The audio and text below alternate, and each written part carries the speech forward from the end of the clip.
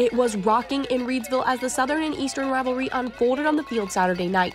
The stands and the players' hearts were full going into this intense matchup, both sides fighting for a home playoff game. A few plays in, and Eastern was already eating up the field with small rushes until they reached the red zone. Riley Barrett reaching to get the ball over the line to score the first points. After the first quarter, the Eagles would start on the Tornadoes' 29, but it only took a few runs before Gavin Smith would be able to run it in to put Eastern up 14-0. 3 minutes later, and it's Southern's turn. Josiah Smith lets one loose for 10 yards and finds Colton Thomas, who then runs it in the rest of the way. During the next Eastern possession, Southern would strip the ball to force the fumble. And when Josiah Smith got the ball in his hands, he let another one loose, and this time for 40 yards, falling into the hands of Derek Griffith, who only needed a few more steps to reach the end zone, the Tornadoes tying it at 14. The whole Eagles team would work to get the lead back before the end of the half. Eastern O-line would then prepare the way for Gavin Smith, running it 13 yards and through the gap to take the lead. Eagles up 21-14 at halftime.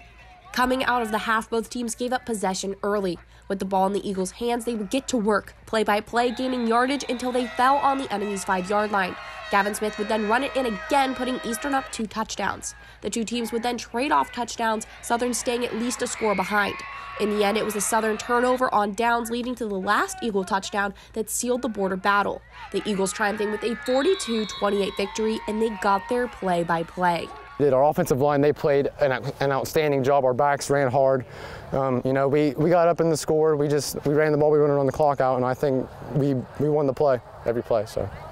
Eastern and Southern have been rivals for just around 60 years now, and Eastern was able to hand Southern their 4th loss in a row. Head coach Jason Jackson and quarterback Brady Yonker say that this is all because of the Eagles' win the play motto. You know, our kids have really taken what we teach them and they're running with it.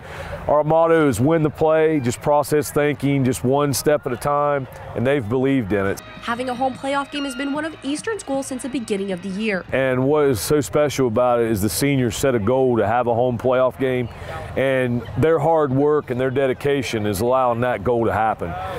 For Gridiron Glory, I'm Haley Hollinger.